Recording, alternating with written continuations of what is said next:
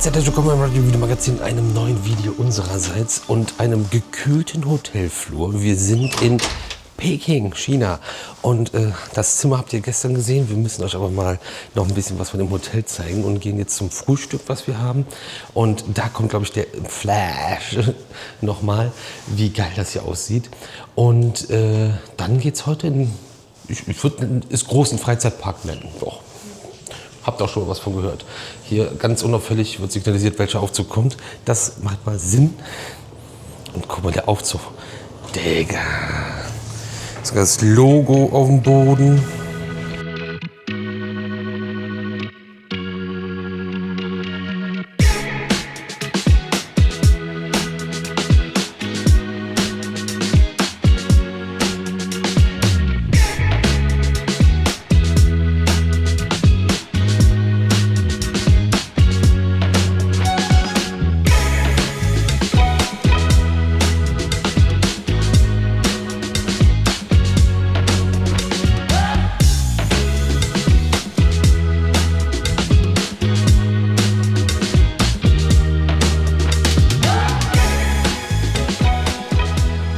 Das ist crazy, oder? Es gibt so viele Details hier. Das ist die Lobby, wo wir jetzt gerade hin sind. Wir müssen mich jetzt noch mal fragen, wo wir zum Frühstück kommen. Es war nämlich sehr uneindeutig. In der Zeit, wo ich hier das übersetzt, zeige ich euch noch hier so ein paar Regale. Guckt euch das mal an, was hier alles an fancy Deko steht. Und das zieht sich dann aber auch durch das ganze Ding hier weiter durch. Die sind auch so süß. Die bringen zum Beispiel auch Essen allein aufs Zimmer. Den nehmen wir mit, oder?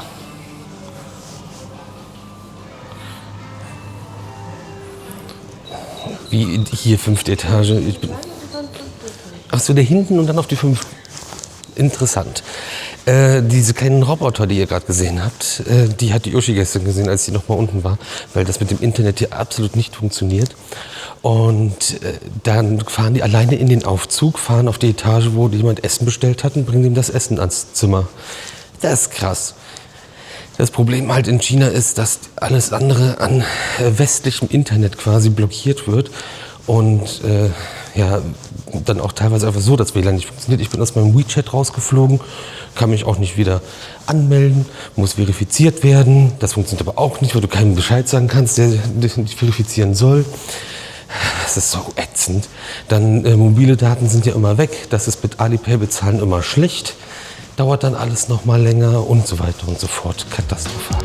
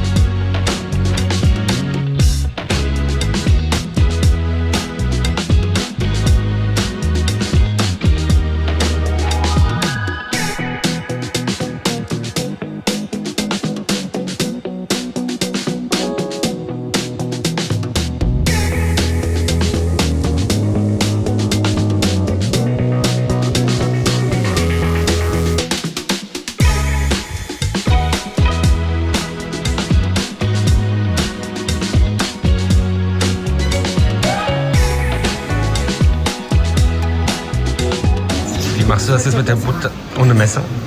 Ich will ja gleich mit dem Stäbchen drauf. Die ist auch noch hart, man kann das noch nicht mal dippen. So. Ja, das ist nicht durchdacht, also. Handlauf im Aufzug. Mhm.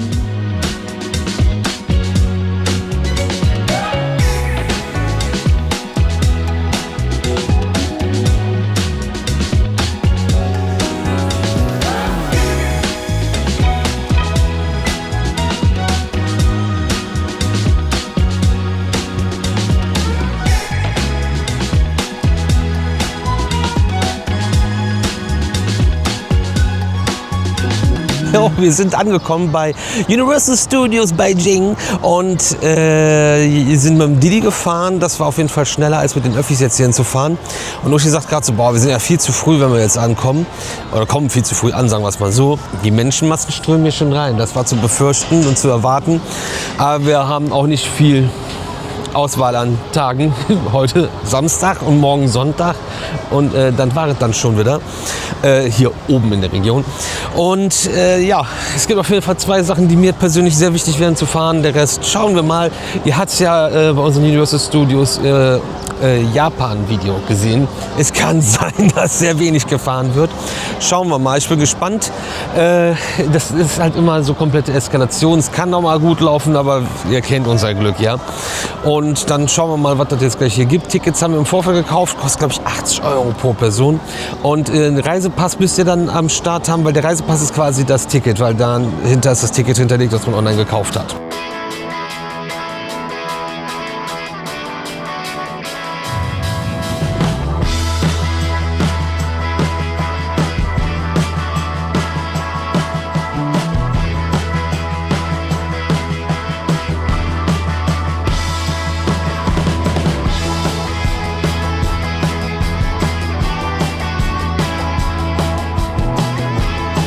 Also der Weg vom Drop-Off jetzt bis zum Parkeingang ist echt weit, so dass wir inzwischen schon 20 vor 9 haben und um 9 macht der Park auf.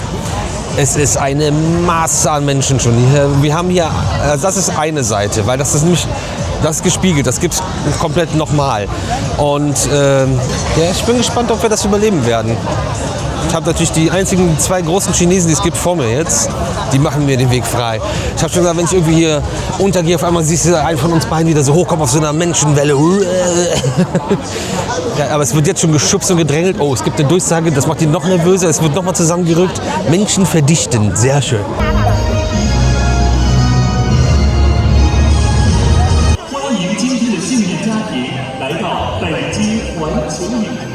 Good morning and hello to everyone.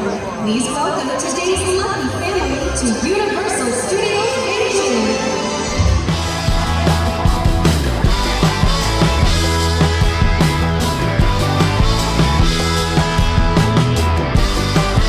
Himmel, wir sind drin, Leute. Und zwar haben wir 40 Minuten gebraucht, um reinzugehen. Also nachdem das Gate auf war. Und es geht eigentlich ziemlich schnell. Das Ticket ist ja wie gesagt auf dem Passport. Und jetzt sind wir auf der Main Street. Ich sehe auch schon das Objekt unserer Begierde, wo wir mit starten wollen. Jurassic Flyer. Mack Rides Suspended Powered Coaster. Kennt ihr von Arthur im Königreich der Minimäuse im Europapark. Und das gibt es hier mit Jurassic Park Thema. Und da starten wir auf jeden Fall mit.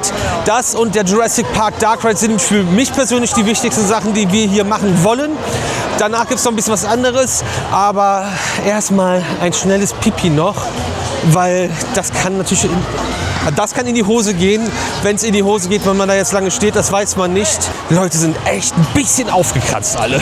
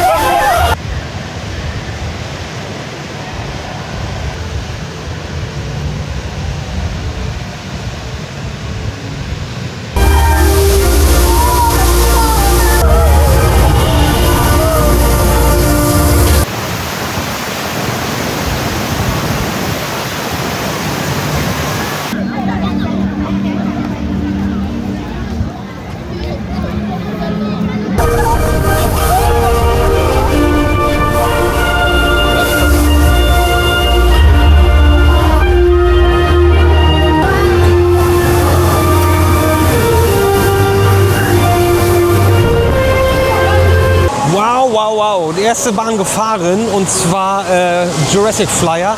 Habe ich ja schon gesagt, da gehen wir hin. Mack Rides, Suspended Power Coaster, die A-Tour. 55 Minuten waren schon angeschlagen. Wir haben jetzt 65 gewartet. Es geht eigentlich ganz okay rum, weil du die ganze Zeit in Bewegung bist. Das ist echt verrückt. Andererseits war das wirklich keine spannende Warteschlange. Es war aber auch keine spannende Attraktion. Die Fahrt ist echt cool. Macht total Spaß. An den richtigen Stellen auch die richtige Drehung drin. Es ist auch ziemlich lang geworden. Aber da passiert nichts. Siehst nichts Besonderes. Fährst also wenn du übers Wasser fährst, das ist schon das Highlight. Und das Besonderste, Besonderste ist auch ein geiles Wort, was passiert.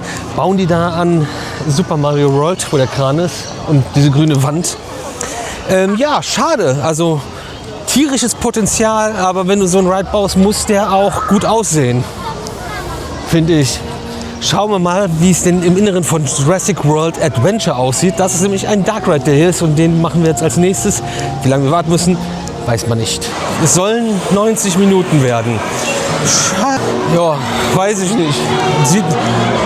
Wenn es das so ist, haben wir Glück, glaube ich.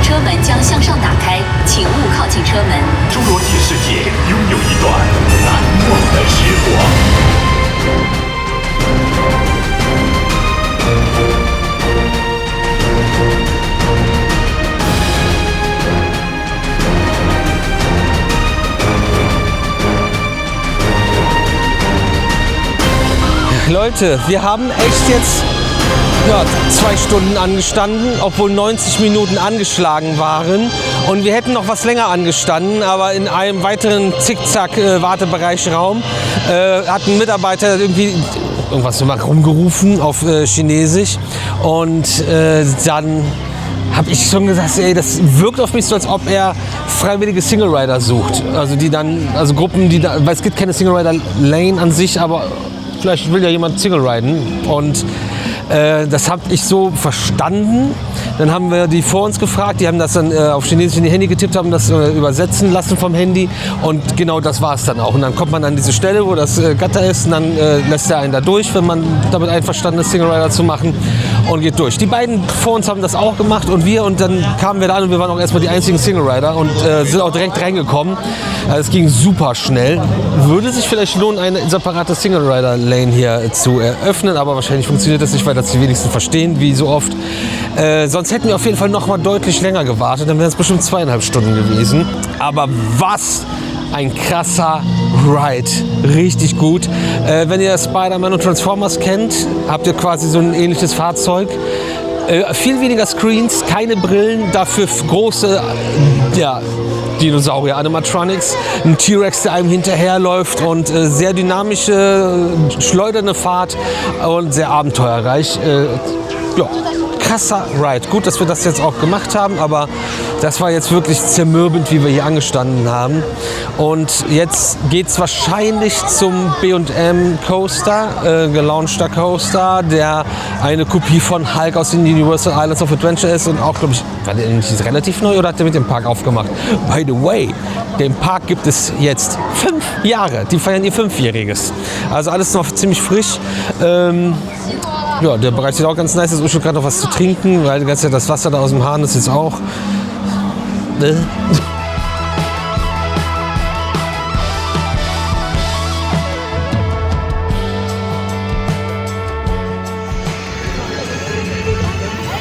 Ist aber klein hier, ne?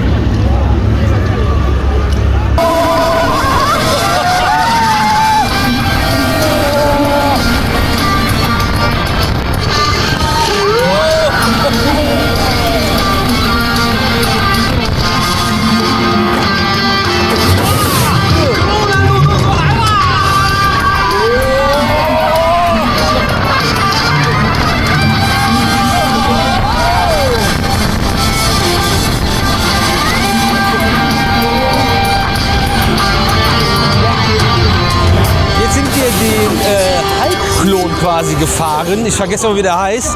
Das Ding hat aber die Over-the-Shoulder-Lap-Bars mit der Softweste. Dementsprechend echt gut fahrbar, aber man hat trotzdem gemerkt, dass die eine oder andere Stelle da drin ist, die nicht so schön wäre mit dem klassischen Schulterbügel. Bumblebee Boogie ist ein Teacup-Ride einfach hier, aber mit einem riesen Bumblebee Animatronic in der Mitte.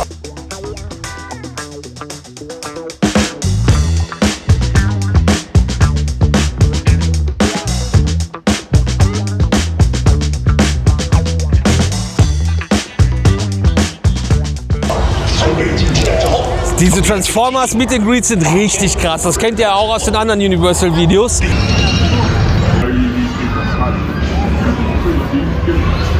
So wie auch Transformers 3D The Ride befindet sich da vorne, hat 80 Minuten Wartezeit, ist hier wohl super beliebt und wir haben jetzt ja so knappe 40 Minuten gewartet.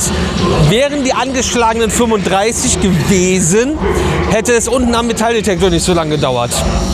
Weil da irgendwie, ja, Expresspass ist Expresspass und dann warten wir auf Expresspass. Warum steht hier ein BMW? Der sieht aber echt cool aus, außer die Felgen, die sehen nicht gut aus. Die Felgen sind hässlich oder diese Abdeckung davor. Aber sonst ist es ein schönes Kfz, was dort steht, mit einer schönen Höhe und schönen Farben. Was ist denn dann hier? Da cuet man sich für irgendwas Kleines zum Essen.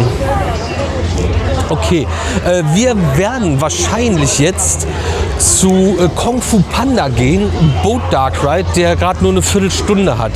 Ob wir da ankommen, ich muss mal eben gucken, Alter. Nee, es tut mehr weh, als es aussieht. Ich habe mir gerade das Knie gestoßen, an der Ecke.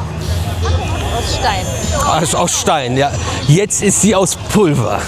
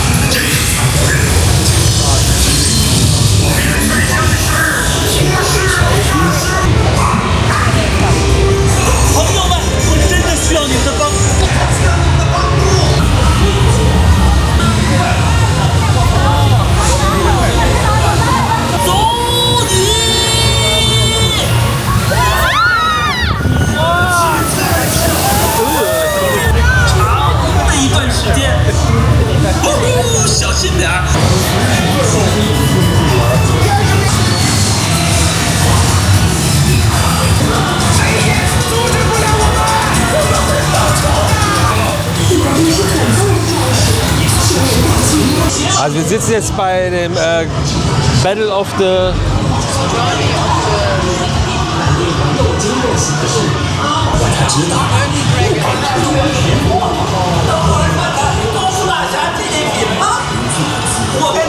Journey of the Dragon Warrior. Und ja, das ist die Kung Fu Panda thematisierte Attraktion hier, der Boat Dark Ride. Richtig groß, riesige Boote, dass du erstmal denkst, du landest in einem Pirates. Aber ich finde es schon krass, also die haben den Park hier eröffnet, da haben sie angefangen, Epic Universe zu bauen.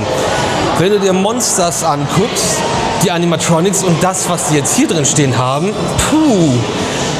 Ich fand den Ride jetzt, an sich fand ich den cool, weil es ein großer Dark Ride ist, aber viele Screens und schwach umgesetzt alles. Also die Animatronics sind nicht gut, die Beleuchtung okay, aber wie das die Sets aufgebaut sind, einfach mit Bolton schwarz abgehangen. Leinwände hören einfach gerade oben auf, sind nicht irgendwie in der Thematisierung integriert. Irgendein Zeug hängt einfach an Stahlseilen von der Decke. Hat mich jetzt nicht so umgehauen. Und wir reden von einem 5 Jahre alten Universal-Freizeitpark, ne? Nicht von irgendeinem Wald- und Wiesenpark, der vielleicht mit viel Liebe und Herzblut irgendwie ein Dark Ride sich gebaut hat. Und auch Sounddesign richtig schlecht. Alles durcheinander. Das eine zu leise, das andere zu laut. Es war jetzt nichts Universal. Also es war jetzt nicht kacke, aber schade, habe ich mehr. Also ich habe erst nichts erwartet, dann habe ich mehr erwartet und dann wurde ich enttäuscht.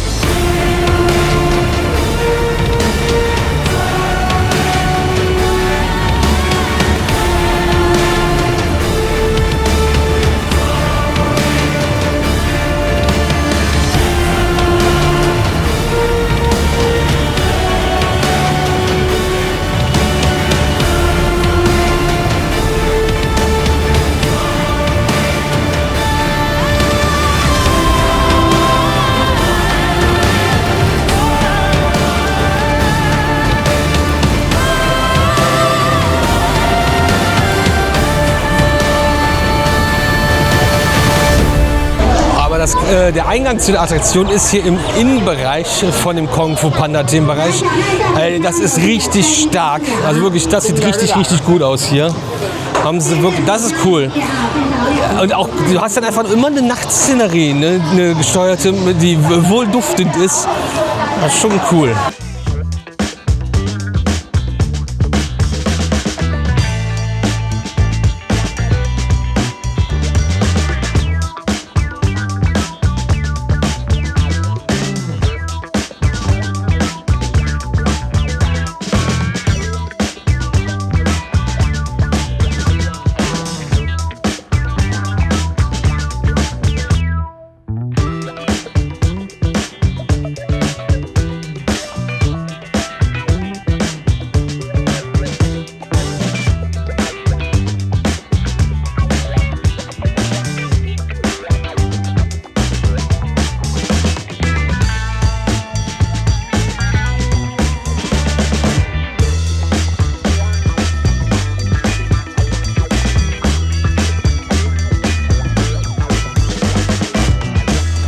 Wir sind bei der nächsten Achterbahn, man sieht sie glaube ich hinter mir auch.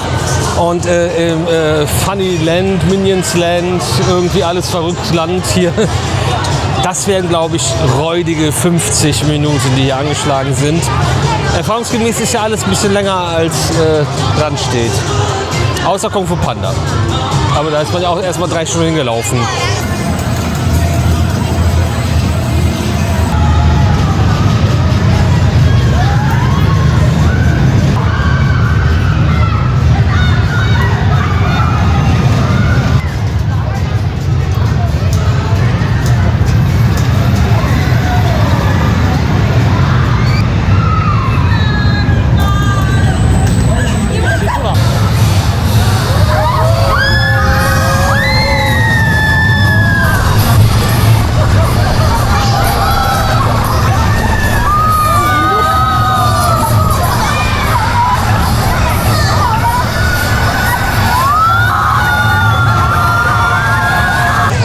Minuten stehen dran, es waren 60, 65 glaube ich. Jimma Rides Family Coaster, hat aber Spaß gemacht, sehr kurz, fährt aber ordentlich. Und die Uschi holt sich jetzt irgendwie einfach nur eine olle Portion Pommes, damit die jetzt auch mal ihr Mittagessen sich genehmigt. Und wir sind ja im Minions-Bereich, also gibt es auch Despicable Me, Minion Mayhem. Steht jetzt so nicht drunter, aber ist halt der Simulator-Ride, den man ja auch aus allen anderen Universal Parks kennt. Und dann befindet sich hier das Gebäude, natürlich immer sehr cool und kennt man ja aus den Filmen. Und ja, ich verrate euch jetzt schon mal was, weil das zeitlich auch alles ein bisschen Hassel ist irgendwann. Die letzte Achterbahn, die uns noch fehlt, ist Flight of the Hippogriff. 80 Minuten hat, haben wir jetzt einen One-Shot Fast Express Pass uns gekauft. Also VIP-Tour war für heute ausverkauft, die ganzen Fastpässe waren für heute ausverkauft, auch die One-Shotter waren heute ausverkauft. Und jetzt wurden noch mal welche freigeschaltet und ja, 80 Minuten ist Flight of the Hippogriff, also für Full Count 25 € pro Person. Dann machen wir das jetzt, weil wir wollen auch noch Lights, Camera, Action gucken und die Dragon, How to Train Your Dragon Show.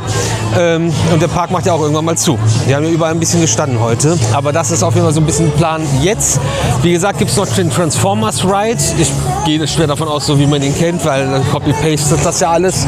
Und Harry Potter and the Forbidden Journey, das im Hogwarts-Schloss. Bei dem Wind gehen wir lieber rein. Weil es ist so wenig, dass bei dem Transformers Coaster, dem Hulk-Clone, sogar davor gewarnt wurde, dass man zumachen könnte. Und ja, also wetterbedingt.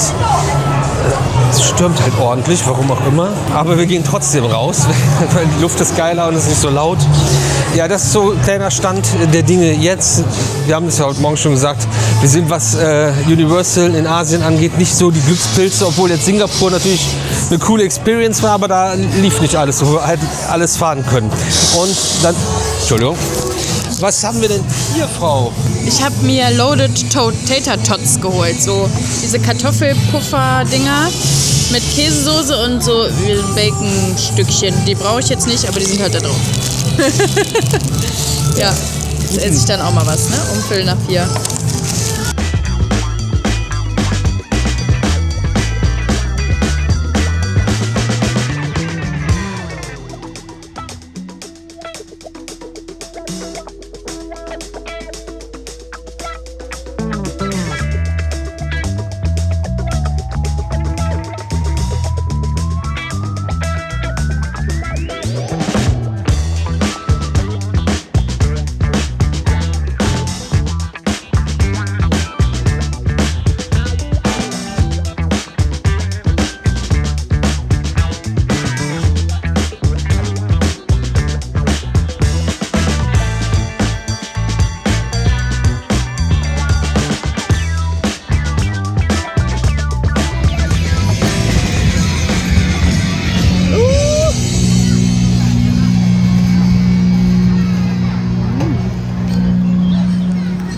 Der Arme. Aber lecker. Auch wenn ich nicht weiß, wo da Schoko drin ist, aber... Das ist Schoko.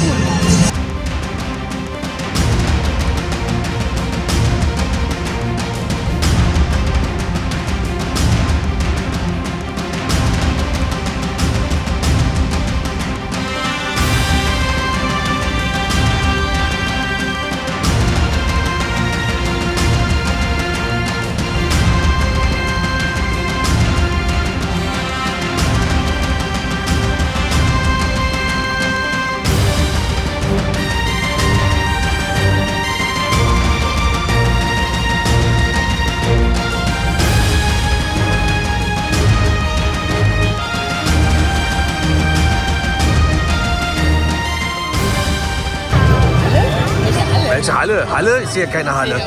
Da ist hier nur Hogwarts und das war's. Halle? Hier ist keine Halle.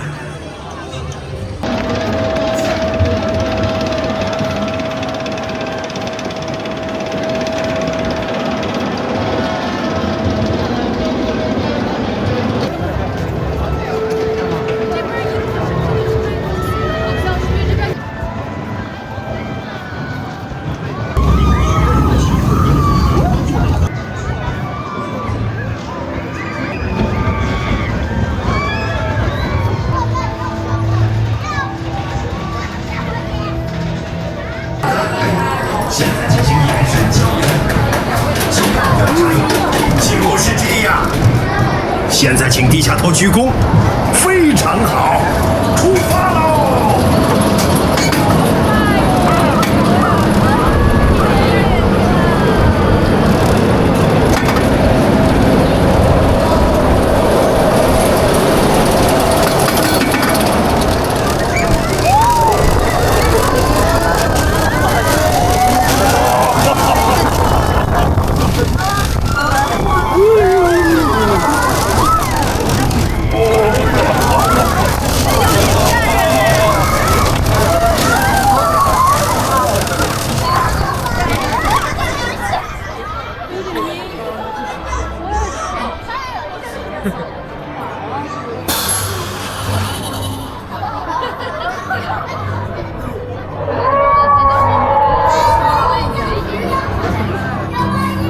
im Hogwarts-Schloss von der Wizarding World of Harry Potter ist ja, wie ich schon gesagt habe, The Forbidden Journey, die Harry Potter Hogwarts-Attraktion, das crazy Abenteuer, was ihr da erleben könnt.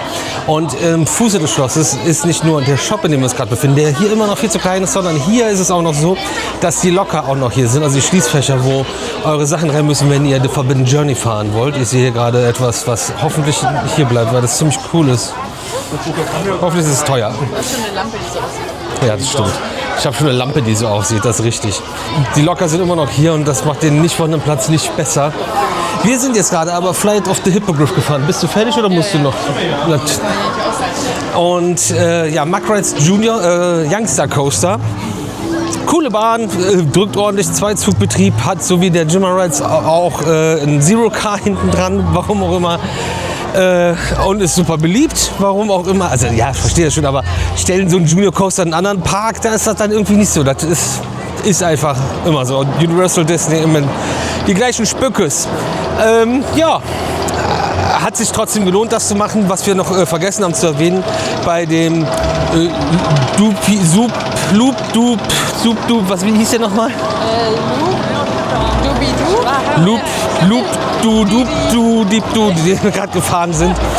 Die haben wirklich 1,5 Züge Expresspass beladen, halber Zug Standby-Queue. Das war noch so ein Grund, hier zu switchen. Und ja, okay, Hogwarts hier hinter, das ist schon super beeindruckend und cool.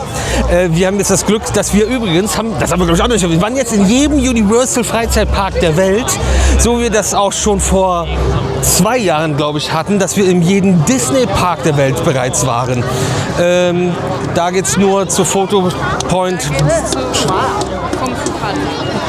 Ja, aber wir müssen hier vorne hin. Natürlich stimmt das.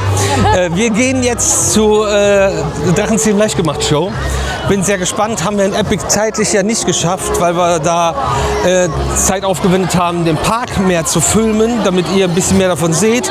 Was wir jetzt hier nicht gemacht haben, damit wir mehr sehen und euch irgendwie mehr erzählen können über die Sachen, die man machen kann, wie zum Beispiel ganz viele Fotos, die jetzt hier geschossen werden. Das ist ein ganz wichtiges Ding hier. In Japan war das schon krass, hier in China ist es genauso.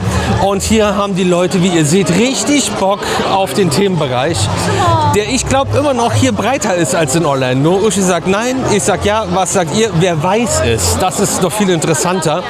Und wir kämpfen uns jetzt mal hier durch. Da sei auch noch zu erwähnen, es gibt Ein- und Ausgang in den Themenbereich und der Themenbereich hat den ganzen Tag auch eine 5 Minuten Wartezeit, weil das hier so Rambazamba-mäßig abgeht. Und diese Fotosessions machen es natürlich nicht besser, weil die brauchen ja verdammt viel Platz. Egal. Dann laufen auch alle durch, sehe ich gerade. Jetzt haben wir Stau.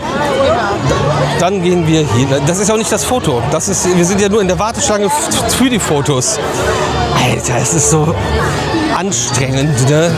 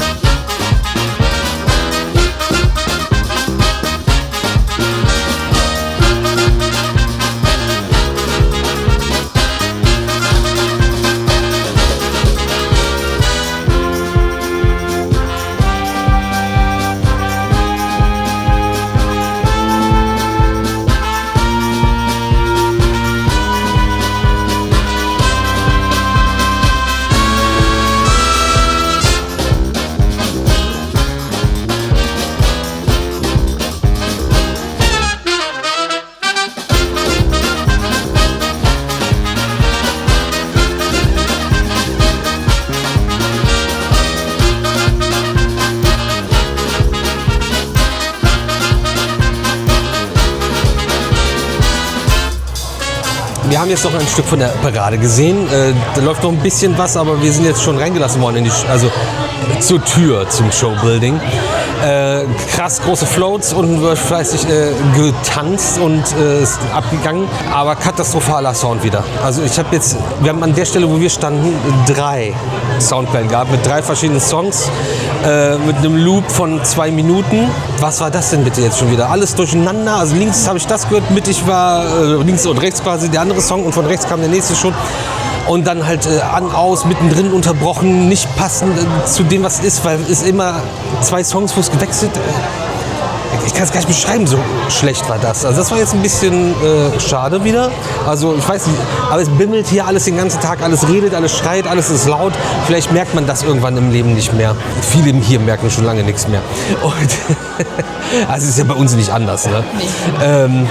Ja, jetzt warten wir dann auf den Einlass und dann gucken wir mal ein wenig Drachenzähmen leicht gemacht Show. Ich weiß gar nicht, wie sie richtig heißt.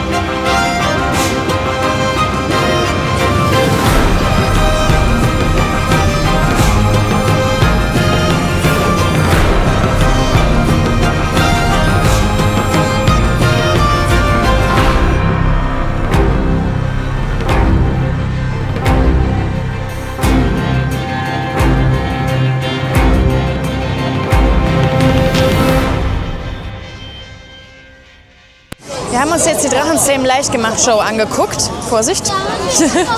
Und gehen jetzt gerade mit dem ganzen Strom hier raus. Wir waren ganz, ganz früh da, Gott sei Dank, weil, hat der Bro ja schon erzählt, da war Mord und Totschlag.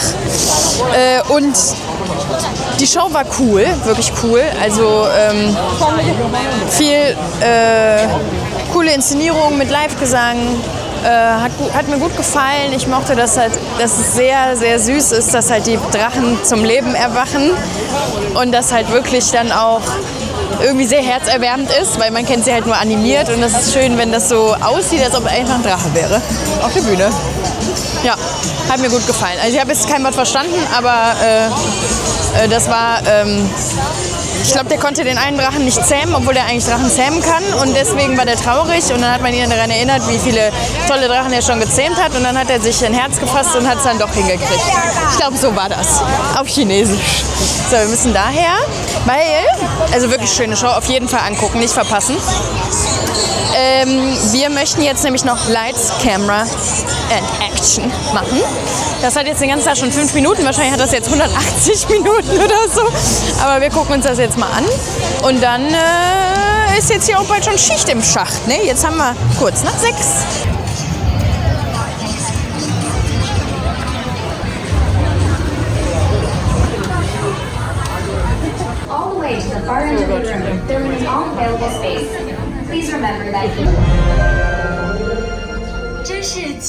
动魄。今天的电影会使用各种各样的特效。Hello, I'm Steven Spielberg. 我是张艺谋，摄影棚可以说是最令人兴奋的地方。It's on stages like this that filmmakers can create anything that we or you can imagine. 在这儿，我们可以带你们去这个星球上的任何地方。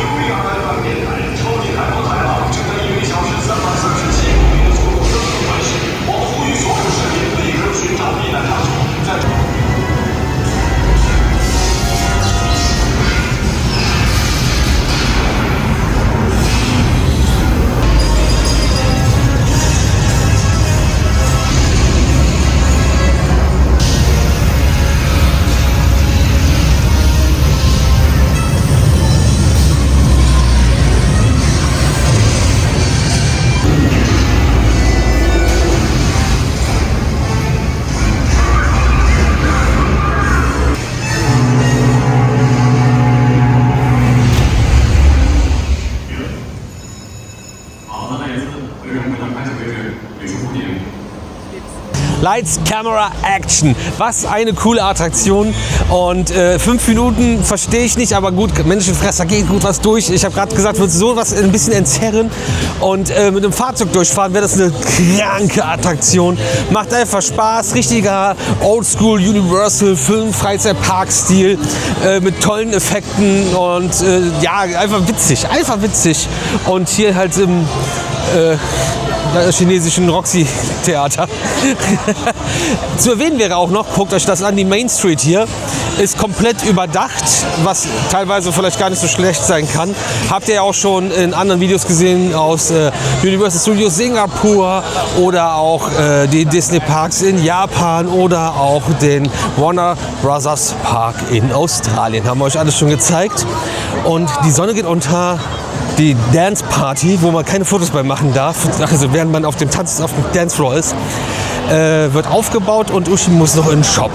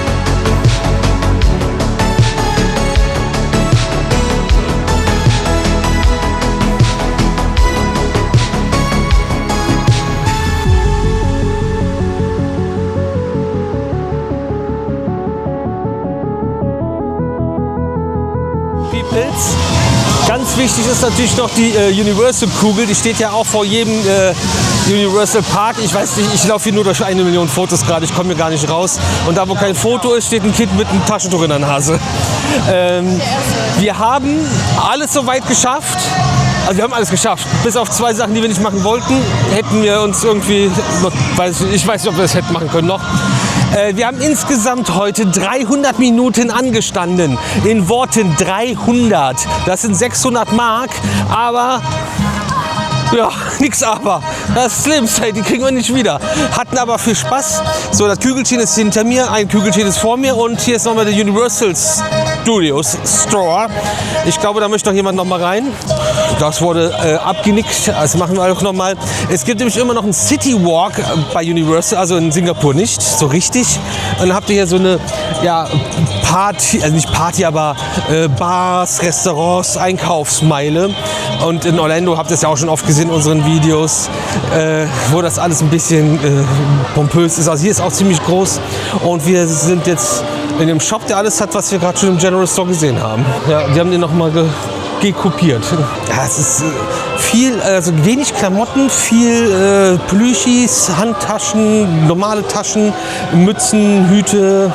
Das ist so das, was sie hier sehr viel haben. Und ab und zu dann noch mal ein bisschen Schoki. In Japan war das ja ganz viel mit Keksen, was da so das Ding ist.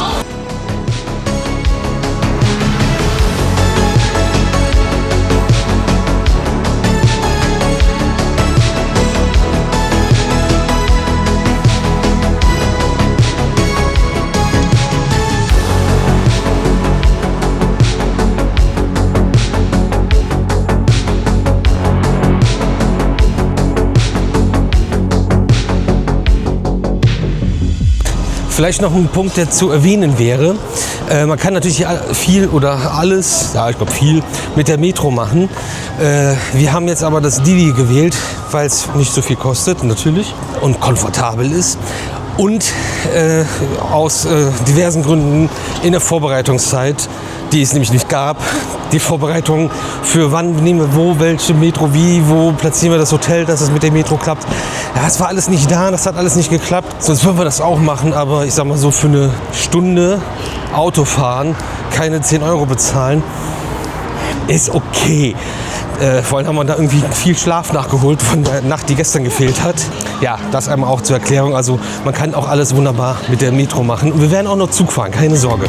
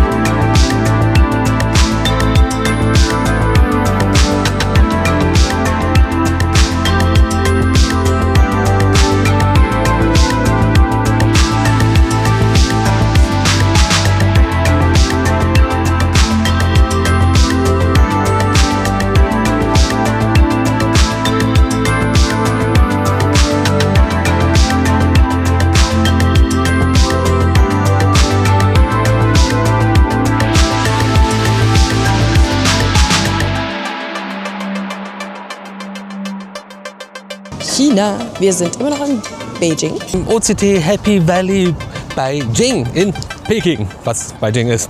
20 Jahre Happy Valley. Ja, wir sind jetzt Golden Wings over the Snowfield gefahren. Flight of the Himalayan Eagle Music Roller Coaster. Selbstverständlich.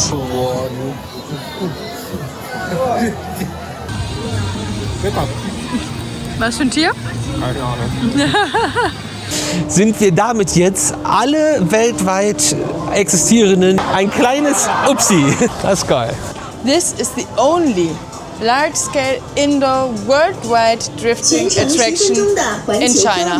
Drifting, Sightseeing, fantastic journey. Ja, perfekt. Die ganze Zeit so leid war. 20 Jahre Happy Valley Beijing in China.